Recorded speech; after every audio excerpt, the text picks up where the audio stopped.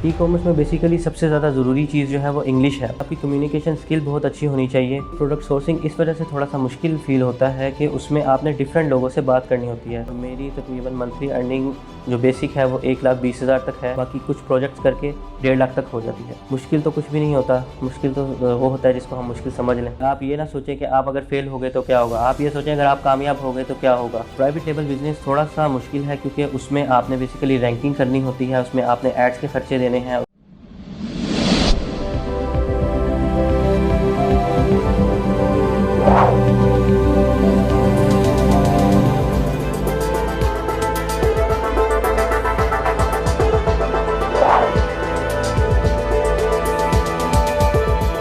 अस्सलाम वालेकुम नाजरीन, शेयरिंग ऑफ प्रोफेशनल विजडम के साथ मैं हूं आपका मेज़बान अली रहमान खालिद। नाजरीन, आज जो मेहमान हमारे साथ मौजूद हैं, इनकी कहानी बहुत ही दुख और दर्द भरी है। इनकी वालदा का इंतकाल हुआ 2019 में, जिसके बायस ये अपने मार्क्स FSC में इंटर में अच्छे नहीं ले सके। उसके बाद इनके पास कोई ऑप्शन नहीं थी, इनको समझ नहीं आ रही थी कि मैं अपनी ज़िंदगी में क्या करूं, किस तरह से अपने आप को कामयाबी की तरफ लेके जाऊं, किस तरह अपने आप को ग्रोथ की तरफ लेके जाऊं। फिर इन्होंने ई कॉमर्स का रुख किया और ई कॉमर्स में आके अर्निंग स्टार्ट की। साकिब अज़हर साहब की एक वीडियो देखी, उस वीडियो ने इनको इतना मोटिवेट किया कि इन्होंने एनेबलर्स को ज्वाइन किया और ई कॉमर्स से अर्निंग स्टार्ट की। हम ये सारी बातें इनसे जानेंगे कि एक आम इंसान के लिए ई कॉमर्स में आना और फिर किसी भी ऐसे प्लेटफॉर्म को ज्वाइन करना जहां से वो कामयाबी की तरफ, अर्निंग की तरफ जा सके, वो कैसे मुमकिन हो सकता है। बहुत बहुत शुक्रिया मोहम्मद नुमान साहब आपकी तशरीफ़ आवरी का। सर, मुझे ये बताइएगा कि आपने ई कॉमर्स की तरफ आने का इरादा कब किया? तो मेरा भी ई कॉमर्स में आने का सफ़र जनवरी 2021 में स्टार्ट हुआ, जब मैंने सर खुर्रम खालिद की एक वीडियो देखी जिसमें वो प्राइवेट लेवल अमेज़ॉन बिज़नेस के बारे में कुछ बात कर रहे थे, जिसको देख के मैं बहुत ज़्यादा मोटिवेट हुआ और मैंने इनेबलर्स और के बारे में इंफॉर्मेशन गैदर करना शुरू कर दी। उसके बाद मुझे आहिस्ता आहिस्ता पता लगता रहा, फिर कोविड-19 आया, लॉकडाउन लगा, लॉकडाउन में कुछ करने को नहीं था, तो उस टाइम मैंने फिर इनेबलर्स का EVS एक्सेस लिया। EVS की एक्सेस लेके मैंने काम करना शुरू किया और अल्हम्दुलिल्लाह अब मैं तकरीबन 1.5 लाख तक पर मंथ अर्न कर रहा हूँ। अच्छा, मुझे ये बताइएगा कि जो लोग ई कॉमर्स में आना चाहते हैं उन्हें आप क्या मशवरा देंगे, वो अपने कौन से स्किल्स को डेवलप करें ताकि जब वो ई कॉमर्स में आके काम करें तो कामयाब हो सके? ई कॉमर्स में बेसिकली सबसे ज़्यादा ज़रूरी चीज़ जो है वो इंग्लिश है। इंग्लिश एक बहुत ज़्यादा ज़रूरी चीज़ है। इंटरनेशनल लेवल पर आपको हर किसी से बात करने के लिए इंग्लिश की बहुत ज़्यादा ज़रूरत पड़ेगी।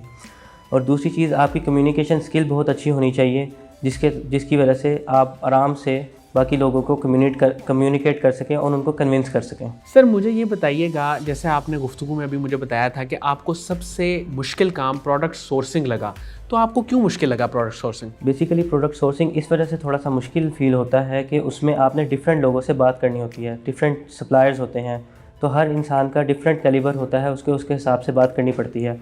उसमें आपको हर बंदे के नफ्सियात के हिसाब से चलना पड़ता है, उसके हिसाब से नेगोशिएट करना पड़ता है और आपको अपना बिज़नेस भी उसके अंदर ही मैनेज करना होता है।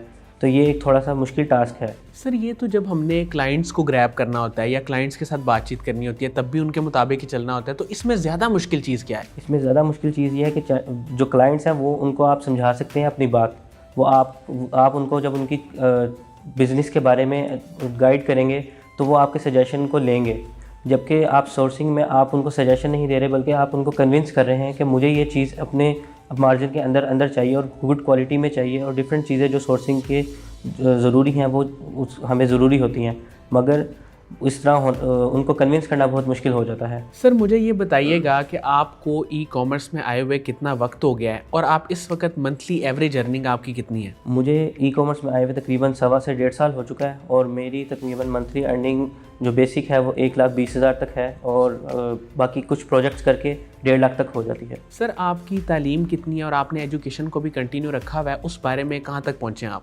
मैंने बेसिकली FSC इंटरमीडिएट किया हुआ है।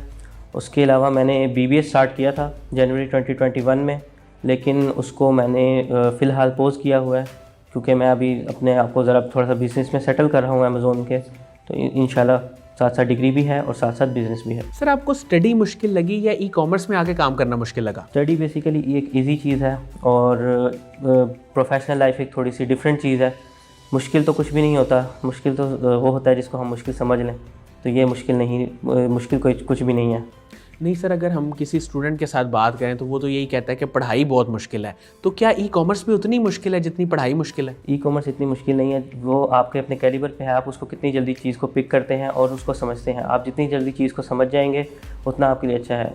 एज सच जिनको पढ़ाई मुश्किल, हर बंदे का अपने लिए मुश्किल होती है, लेकिन ई कॉमर्स इतना मुश्किल काम नहीं है। सर, इनेबलर्स का एनवायरनमेंट आपको कैसा लगा? उन्होंने आपको कैसे सपोर्ट किया? इनेबलर्स का इन्वायरमेंट बहुत ही ज़बरदस्त इन्वायरमेंट है और बहुत ही सपोर्टिव इन्वायरमेंट है। हम लोग एज अ पाकिस्तानी हमारी कोशिश होती है हम किसी को भी जो है गाइड ना करें, वो हमारे बराबर ना आ सके, लेकिन इनेबलर्स का एक ऐसा इन्वायरमेंट उन्होंने क्रिएट किया कि हर बंदा एक दूसरे की मदद करना चाहता है, एक दूसरे के साथ चलना चाहता है, एक दूसरे को ग्रो होता देखना चाहता है। तो ये इनेबलर्स की सबसे अच्छी बात लगी और उन्होंने इस चीज़ में बहुत सपोर्ट भी किया। सर, मुझे ये बताइएगा कि साकिब अज़हर साहब का एक विज़न है, वो लोगों को इनेबल करना चाहते हैं, वो चाहते हैं कि लोगों को रोज़गार मिले, स्किल्स को प्रमोट किया जाए ताकि इन द लॉन्ग रन लोग अर्न कर सकें। तो आप मुझे ये बताएं कि आप उनके विज़न को कैसे देखते हैं? सर, साकिब अज़हर का ये विज़न बहुत ही ग्रेट है। उनका एक कोट ये भी है कि वो कहते हैं कि आप ये ना सोचें कि आप अगर फेल हो गए तो क्या होगा, आप ये सोचें अगर आप कामयाब हो गए तो क्या होगा।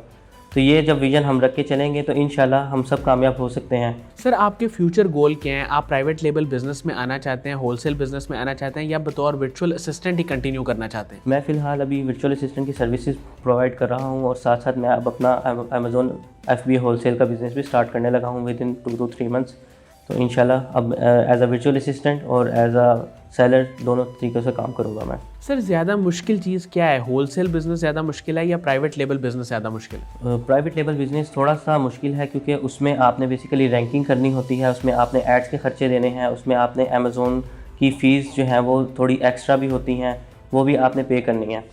तो इसमें आपको जो होलसेल का बिज़नेस है उसमें आपने कोई एडवर्टाइजमेंट नहीं करनी, उसमें आपने कोई एक्स्ट्रा चीज़ें नहीं आपको उसमें परफॉर्म करनी पड़ेंगी, उसमें आपको प्रोडक्ट की इमेजिंग नहीं करवानी पड़ेगी। तो प्राइवेट लेबल थोड़ा सा इस वजह से कॉस्टली भी है और थोड़ा सा रिस्क फैक्टर भी उसका ज़्यादा है। सर, कम से कम कितने क्लाइंट्स अगर इंसान के पास आ जाएं, वर्चुअल असिस्टेंट के पास आ जाएं, तो वो 1.5 लाख 2 लाख इजीली कमा सकता है? कम से कम तो 3 क्लाइंट्स एक दिन में एक बंदा मैनेज कर सकता है और 1.5-2 लाख ये तो एक बेसिक बन सकती है। इससे ज़्यादा भी अगर आपके प्रोजेक्ट ज़्यादा चल रहे हैं, आपके पास और ज़्यादा प्रोजेक्ट्स आ जाते हैं तो आप इससे भी ज़्यादा ऊपर जा सकते हैं, लेकिन एक बंदा एक दिन में 3 क्लाइंट्स आराम से मैनेज कर सकता है। ई कॉमर्स में नए आने वालों को आप क्या नसीहत करेंगे? वो किस तरह आएँ, किस तरह काम करें? ई कॉमर्स में आने वालों को यही नसीहत है कि वो सबसे पहले तो अपनी कम्युनिकेशन स्किल पर काम करें और दूसरी चीज़ ये है कि अर्निंग से पहले लर्निंग पर फोकस करें कि जितना ज़्यादा लर्न करेंगे बाद में वो उतना ज़्यादा आप अर्न कर सकते हैं। और तीसरी चीज़ ये है कि वो सब्र जो है उसका दामन ना छोड़ें, सब्र बहुत ज़रूरी है इस फील्ड में। सर, अगर आपको ऑप्शन दी जाए कोई बहुत ही अच्छी जॉब की, 2-3 लाख रुपया सैलरी हो, साथ गाड़ी हो, तो क्या आप ई कॉमर्स को छोड़ देंगे? बिल्कुल भी नहीं छोड़ूंगा ई कॉमर्स को। उसकी क्या वजह है? ई कॉमर्स में बेसिकली फ्रीडम है। मुझे इस चीज़ की फ्रीडम है कि मैं किसी भी वक्त बैठ के कहीं पर भी बैठ के उसका काम कर सकता हूँ। जॉब में ये है कि मुझे एक स्पेसिफिक जगह जाना पड़ेगा, मुझे अपना टाइम भी लगाना पड़ेगा, जबकि मैं ई कॉमर्स का बिज़नेस अपने घर बैठ के भी कर सकता हूँ बड़े आराम से। तो इसका और फ्रीडम है मुझे हर जगह जाके बैठ के काम करने की। बहुत बहुत शुक्रिया मोहम्मद नुमान साहब आपकी तशरीफ़ आवरी का। नाज़रीन, मुझे उम्मीद है कि इनकी गुफ्तगू से आपने बहुत सारी चीज़ें सीखी होंगी।